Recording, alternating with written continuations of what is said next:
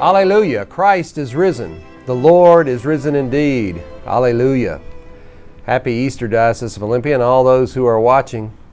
Our long Lenten fast has come to an end, and we're thankful again for the promise of resurrection which we have in the life, ministry, and witness of Jesus Christ. That promise is one desperately needed by so many right here in this city and across this globe. This season of Lent reminded us of that, as just about all our days do.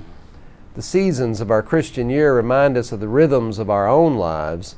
So much happens, so much changes in 40 days.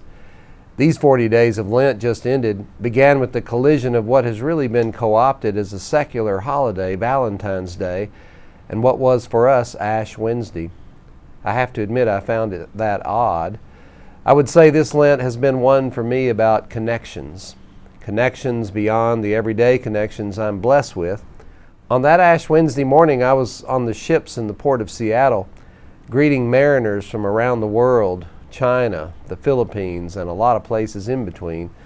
The world comes to our doorstep every day through our shared ministry with the Mission to Seafarers, where those who give of their time to serve these visitors are often the faces of this city and even of this country for those mariners. I was reminded incarnationally that day just how so many of the items I use every day get to me, and of the people who sacrifice so much so that I can have those things, giving up nearly a year at times away from their families and traveling in some truly harsh conditions all during that time. It's estimated that over 90% of what we use daily in our lives comes aboard those ships. I couldn't help but be reminded of the people who do that for us because they were standing right in front of me. Yet the wonderful people I met were joyous, smiling, ready to share, and thankful for our presence with them.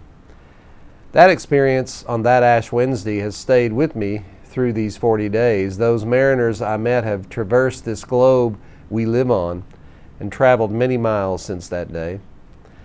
It was also on that day that the shooting at Marjory Stoneman Douglas High School in Parkland, Florida happened. I remember getting the pop-ups on my phone as we moved around the port.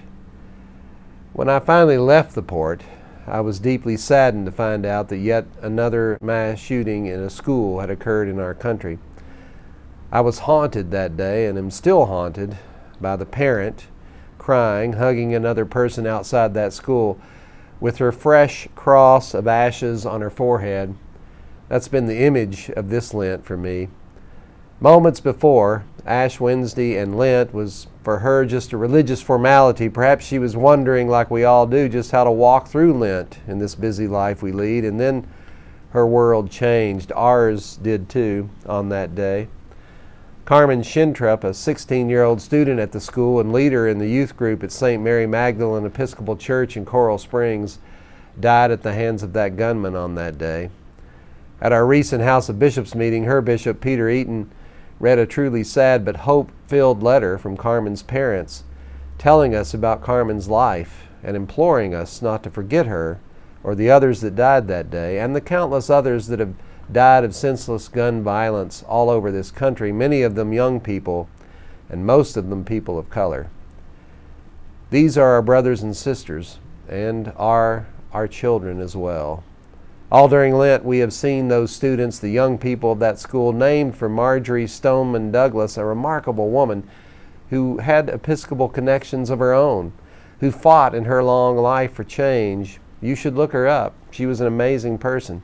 She would be proud of those students whose school carries her name and will forever be remembered for what happened there and how they have attempted to take the Lenten nightmare they lived on that day and turn it into a resurrection movement and a resurrection moment in this country. Regardless of what happens with all of that, those students were the bright light of the Easter promise for me through this Lent.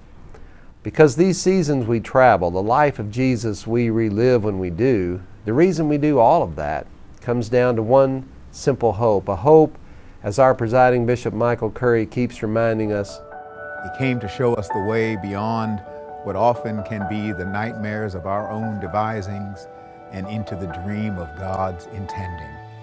That's the Easter hope. It's what every season leads to for us. It's what Lent prepares us for. Easter 2018 is here. God's kingdom is still a work in progress, and it's our work to do.